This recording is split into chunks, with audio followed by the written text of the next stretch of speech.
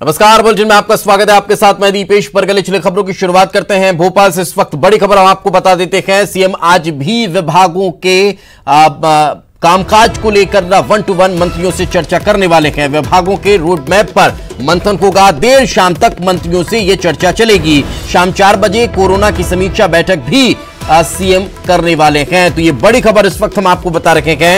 मंत्रियों से विभागों के रोड मैप, विभागों की प्राथमिकता को लेकर चर्चा मुख्यमंत्री शिवराज सिंह चौहान करने वाले हैं। कल भी उन्होंने कई विभागों के मंत्रियों से 1-to-1 बातचीत की थी और आज एक बार फिर उनका 1-to-1 मंत्रियों के साथ रहने वाला है। आपको बता दें, कल कृषि मंत्री से भी उन्होंने मुलाकात की थी और मध्य प्रदेश के आत्मनिर्भर बनने की और किस तरह से काम किया जा सकता है, विभाग की क्या इसमें भूमिका हो सकती है, किसानों को किस तरह से आत्मनिर्भर बनाया जा सकता है, वो तमाम चीजें कल कृषि मंत्री के साथ हुई बैठक के दौरान भी निकलकर सामने आई थी। अब बाकी तमाम मंत्रियों के साथ भी 1-to-1 उनका आज भी देखने को मिलने वाला है। कल और कई विभागों के मंत्रियों से भी उन्होंने 1-to-1 चर्चा की थी और आज एक बार फिर से लगभग 11 बजे के बाद उनकी 1-to-1 चर्चा शुरू हो जाएगी और फिर शाम को 4 से 5 बजे के बीच कोरोना को लेकर समीक्षा बैठक भी वो करने वाले हैं।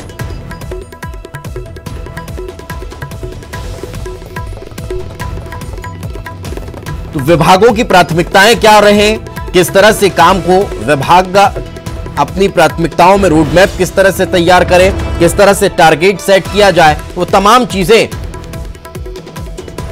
आज होने वाले 1-to-1 के दौरान भी मंत्रियों के साथ चर्चा में निकलकर सामने आएगी। और ज्यादा जानकारी के साथ हमारे सहयोगी रंजना हमारे साथ जुड़ चुके हैं। रंजना, क्या ताजा जानकारी, कितने बजे से 1-to-1 एक बार फिर शुरू करने वाले हैं सीएम?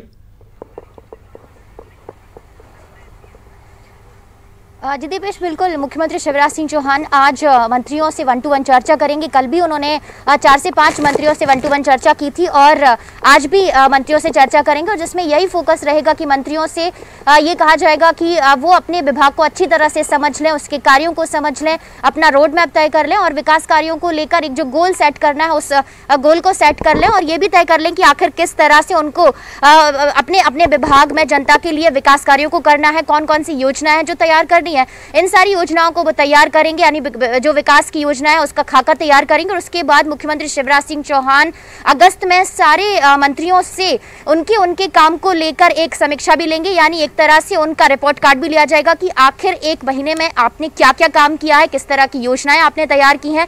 और एक तरह से मुख्यमंत्री शिवराज सिंह चौहान ने तमाम मंत्रियों को फ्री हैंड भी दिया हुआ है कि अगर उन्हें अपने विभाग में या फिर अपने क्षेत्र में किसी भी तरह से कोई गड़बड़ी या फिर किसी भी तरह से कोई शिकायत मिलती है तो तुरंत वो अपने संज्ञान में लें और उसका निराकरण करें। यानी अभी किसी भी तरह की कोई लापरवाही, चाहे वो विभाग में हो, चाहे कोई भी गड़बड़ियां हो, मुख्यमंत्री शिवराज सिंह चौहान ने साफ कहा कि वो बर्दाश्त नहीं करेंगे। तो यानी एक तरह से आज 1-to-1 चर्चा के दौरान मंत्रियों को उनके प्रभार जिला देने को लेकर भी चर्चा की जाएगी, यानी कौन कौन से मंत्रियों को कौन कौन से जिले का प्रभारी बनाया जाएगा, इसको लेकर भी आज स्थिति स्पष्ट हो जाएगी। दूसरी बात यह भी है कि प्रदेश में जिस तरह से कोरोना के हालात हैं उसको लेकर भी प्रभारी जो जिला है मंत्रियों को सौंपे जाने के बाद उस पर पूरा फोकस रहेगा सरकार का, मुख्यमंत्री का, यानी एक तरह से वहां पर टेस्टिंग की किस तरह से क्षमताएं हैं, किस तरह से कोविड वार्ड बढ़ाए जा रहे हैं और किस तरह से संक्रमण को तोड़ने के लिए वहां पर तमाम प्रयास किए जा रहे हैं। यानी आज 1-to-1 चर्चा भी होगी और मंत्रियों को प्रभार दिए जाएंगे। तो दूसरी तरफ उनसे विकास को लेकर जो रोड मैप वो तैयार करेंगे उसको लेकर भी चर्चा की जाएगी। होती नजर आएगी। बहुत बहुत शुक्रिया रंजना इस तमाम जानकारी के लिए।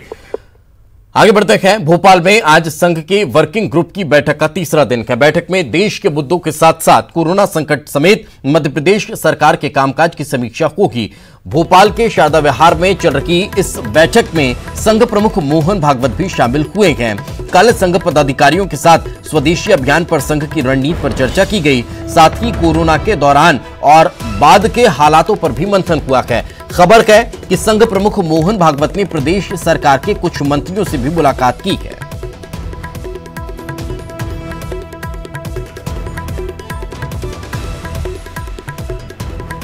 तो आज बैठक का तीसरा दिन है और आज भी कई महत्वपूर्ण मुद्दों पर इस बैठक में मंथन किया जा सकता है। मध्य प्रदेश की वर्तमान राजनीतिक परिस्थितियां, इसके अलावा सत्ता और संगठन में तालमेल को किस तरह से बढ़ाया जाए, इसके अतिरिक्त कई और ऐसे मुद्दे हैं जिन पर मंथन संघ की बैठक में होगा। आगे बढ़ते हैं। सहकारिता मंत्री अरविंद भदौरिया कोरोना पॉजिटिव पाए गए हैं, जिसके बाद देर रात उन्हें चिरायु अस्पताल में भर्ती किया गया है। वे कल कैबिनेट की बैठक में भी शामिल हुए थे। इससे पहले लालजी टंडन के अंतिम संस्कार में भी वे शामिल हुए थे। तो अब उनकी कॉन्टैक्ट हिस्ट्री को लेकर जांच पड़ताल की जा रही है। ये बड़ी खबर इस वक्त हम आपको बता रहे हैं। ये 3 अलग अलग तस्वीरें हैं। पहली तस्वीर में खुद मंत्री जो कोरोना पॉजिटिव हुए हैं, जिन्हें रात में अस्पताल में भर्ती किया गया है। दूसरी कैबिनेट बैठक की तस्वीर जिसमें वे शामिल हुए थे, और तीसरी राज्यपाल के अंतिम संस्कार की जिसमें भी वे शामिल हुए थे।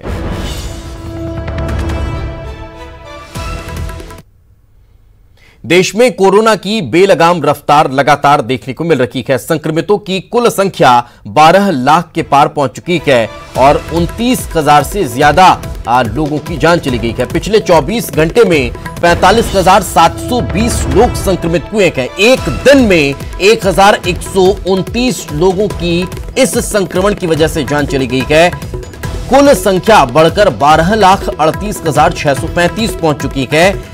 तो ये आंकड़ा लगातार इसी तरह से बढ़ता जा रहा है, जिनमें से 4,26,157 एक्टिव कोविड केस हैं, तो 7,82,606 लोग ठीक भी हो चुके हैं। मगर सबसे गंभीर मामला है कि 29,861 लोगों की जान चली गई है।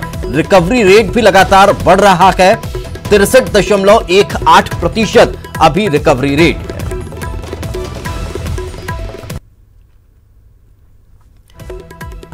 तो देश भर में ये आंकड़े बढ़ते हुए नजर आ रहे हैं। कुल आंकड़ों का जिक्र किया जाए तो 12,38,635, जिनमें से एक्टिव केस 4,26,157, तो जो स्वस्थ हुए हैं उनका आंकड़ा ज्यादा है, 7,82,606 है। लेकिन 29,861 लोगों की इस कोविड-19 की वजह से जान भी चली गई।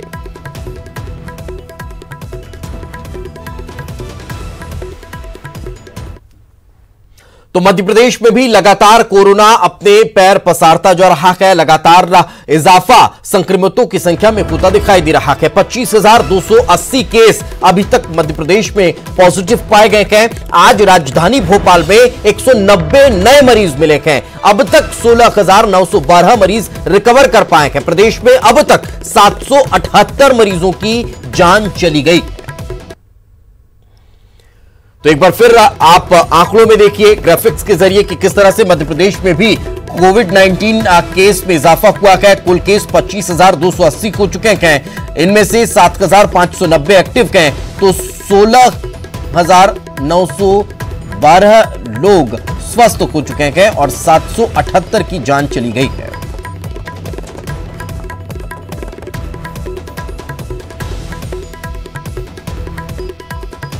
तो अब एक चीज अच्छी देखने को मिल रही है, जो रिकवरी रेट है वो बढ़ा है। जो आंकड़ा है ठीक होने वाले मरीजों का, उसमें इजाफा हुआ है।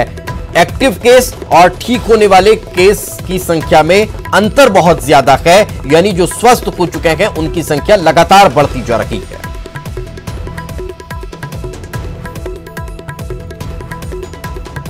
तो रिकवर मरीजों की संख्या आपको बता देते हैं। 4,519 इंदौर में, भोपाल में 3,271, जबलपुर में 552 और ग्वालियर में 1,133 लोग पूर्ण रूप से स्वस्थ हुए, जिन्हें घर रवाना किया गया। उज्जैन में 822, मुरैना में 1,128, नीमच में 455 और बुरहानपुर में 408 मरीज स्वस्थ हुए, जिसके बाद उन्हें डिस्चार्ज कर दिया गया। इसके अतिरिक्त लगातार ये इजाफा हर शहर में होता हुआ दिखाई दे रहा है।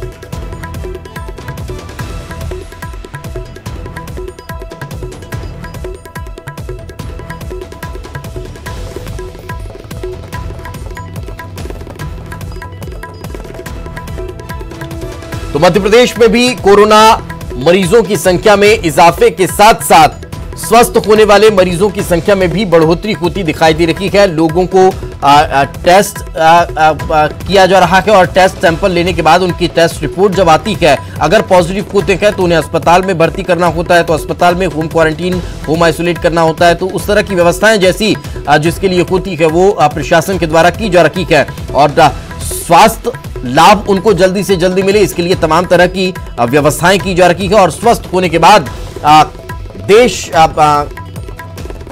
की जो स्थिति है उस अनुसार लोगों को घर में भेजा जा रहा है और यही वजह है कि देश में लगातार जो एक्टिव मरीज हैं उसके अतिरिक्त रिकवर करने वाले मरीजों की संख्या में इजाफा हो रहा है। इस वक्त हमारे सहयोगी शंकर आनंद हमारे साथ जुड़ चुके हैं। देश भर में किस तरह की स्थिति है, क्या आंकड़ों में इजाफा हो रहा है, किस तरह से रिकवरी रेट बढ़ रही है शंकर?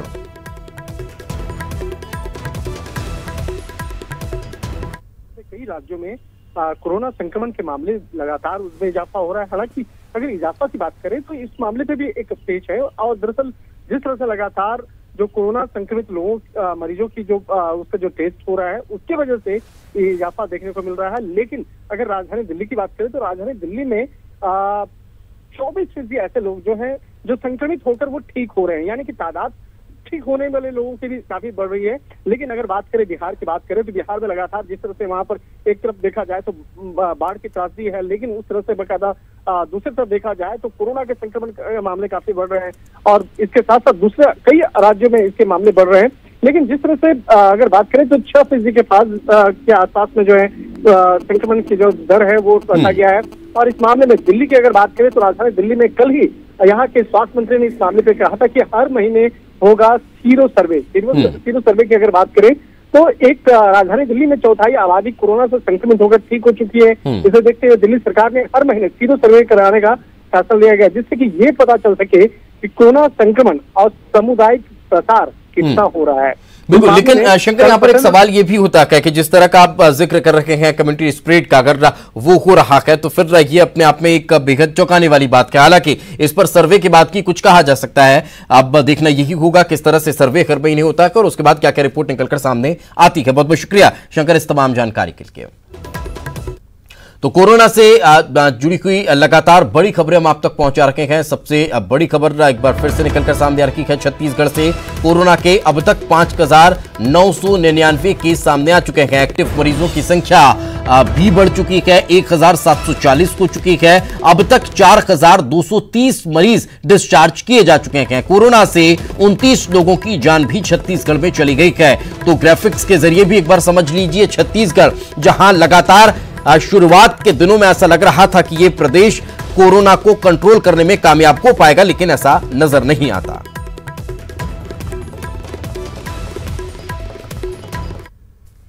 तो अरविंद भदौरिया पर सीएम शिवराज सिंह चौहान ने ट्वीट किया है। अरविंद भदौरिया के जल्दी ठीक होने की कामना उन्होंने की है। अरविंद भदौरिया कोरोना से पीड़ित हैं और उसके बाद ट्वीट मुख्यमंत्री शिवराज सिंह चौहान ने किया है और ट्वीट कर उनके जल्द स्वस्थ होने की कामना सीएम शिवराज सिंह चौहान ने की है। तो ये बड़ी खबर हम आपको बता रखे हैं। मुख्यमंत्री शिवराज सिंह चौहान ने ट्वीट किया है और अरविंद भदौरिया के जल्द स्वस्थ होने की कामना उनके द्वारा की गई है।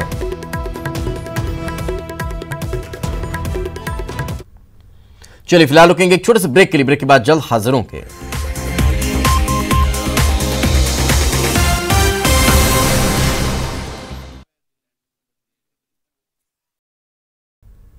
ब्रेक के बाद एक बार फिर आपका स्वागत है। चलिए खबरों की शुरुआत करते हैं। खबर भोपाल से। उपचुनाव में मिली वचन पत्र के सहारे कांग्रेस उपचुनाव के लिए अब तैयारी शुरू कर चुकी है। उपचुनाव के लिए कांग्रेस जारी करेगी मिनी वचन पत्र। 26 सीटों के लिए ये वचन पत्र तैयार होगा। कांग्रेस का वचन पत्र अब तैयार करने की प्रक्रिया और तेज हो रही है। स्थानीय स्तर पर भी घोषणा पत्र जारी कांग्रेस करेगी। पूर्व मंत्री सज्जन सिंह वर्मा का बयान सामने आया है। उपचुनाव में भी मिनी वचन पत्र पर काम होगा। कांग्रेस का संकल्प पत्र एक बार फिर जारी होगा। ये मिनी संकल्प पत्र होगा और इन 26 सीटों के उपचुनाव के लिहाज से होगा, जहां स्थानीय स्तर के मुद्दों पर भी फोकस रहेगा। तो एक बार फिर अपने वचन पत्र के सहारे सत्ता में वापसी की उम्मीद कांग्रेस लगा रखी है, क्योंकि यही वो वचन पत्र है जिसका जिक्र कांग्रेस के द्वारा किया जा रहा है, जिसके दम पर, जिसके आधार पर कांग्रेस मध्य प्रदेश में सत्ता में आई थी। उसके बाद अब एक बार फिर उसी वचन पत्र को आधार बनाकर उसके सहारे एक बार फिर जनता के बीच कांग्रेस जाने की तैयारी में है। 26 सीटों पर होने वाले उपचुनाव के लिए कांग्रेस अपना वचन पत्र तैयार करेगी। मिनी वचन पत्र ये होगा। उस मिनी वचन पत्र में इन 26 विधानसभा सीटों के स्थानीय स्तर के मुद्दों को शामिल किया जाएगा और उन्हें पूरा करने की इसमें घोषणा होगी। साथ ही इसमें इस बात का भी जिक्र होगा जो लगातार बार बार कही जा रही है, चाहे वो अतिथि शिक्षकों का मसला हो, चाहे वो कर्ज माफी का मुद्दा हो, उन तमाम चीजों को भी इस मिनी वचन पत्र में भी शामिल किया जाएगा। तो ये बड़ी खबर हम आपको बता देते हैं। एक बार फिर वचन पत्र की तैयारी अब कांग्रेस कर रही है। इसी वचन पत्र के साथ कांग्रेस मैदान में उतरेगी। इस वचन पत्र में उन 26 सीटों पर होने वाले उपचुनाव के लिहाज से घोषणाएं होंगी। इस वचन पत्र में उन 26 विधानसभा सीटों के स्थानीय मुद्दे शामिल होंगे।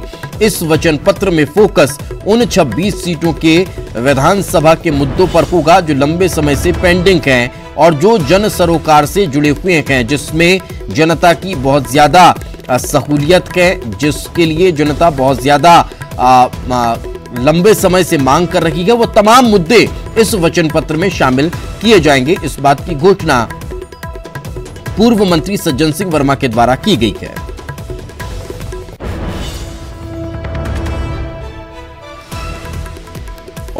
और ज्यादा जानकारी के साथ हमारे सहयोगी अनुराग हमारे साथ जुड़ चुके हैं। अनुराग, का क्या तैयारियां कांग्रेस अपने वचन पत्र को लेकर कर रही है? क्या स्थानीय मुद्दों को तरजीह दी जाएगी या फिर एक बार फिर वे मुद्दे होंगे जो 2018 के विधानसभा चुनाव में सत्ता में मौजूदगी दिलाने में कारगर साबित हुए थे?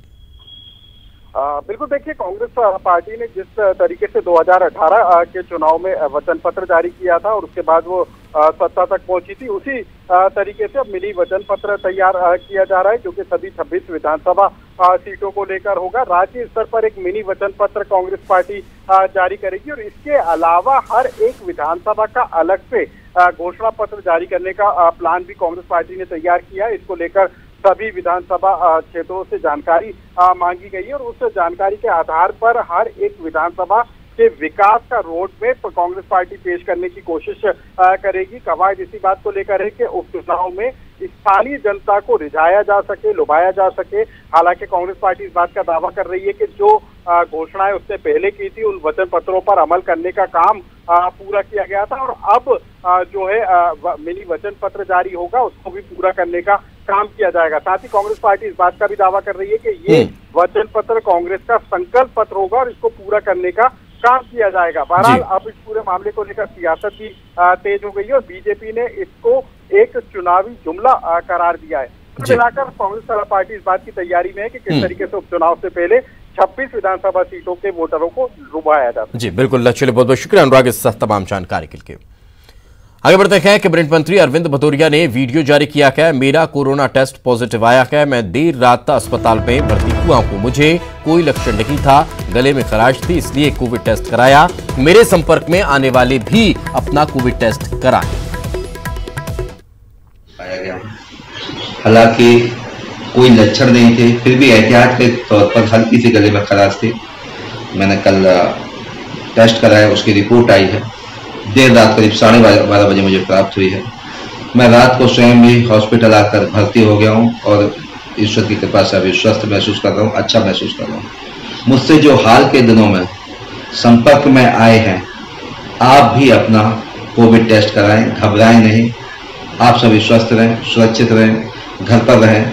जो सरकार के नियम हैं, जो रूल रेगुलेशन है कोरोना से संबंधित, उनका फॉलो करें। वो जल्दी ठीक होकर आऊँगा। सभी के साथ लंबे समय राष्ट्र कार्य करना है, समाज कार्य करना है, पार्टी कार्य करना है। बहुत बहुत धन्यवाद, बहुत बहुत आभार। और चलिए फिलहाल रुकेंगे एक छोटे से ब्रेक के लिए। ब्रेक के बाद जल्द हाजिर होंगे।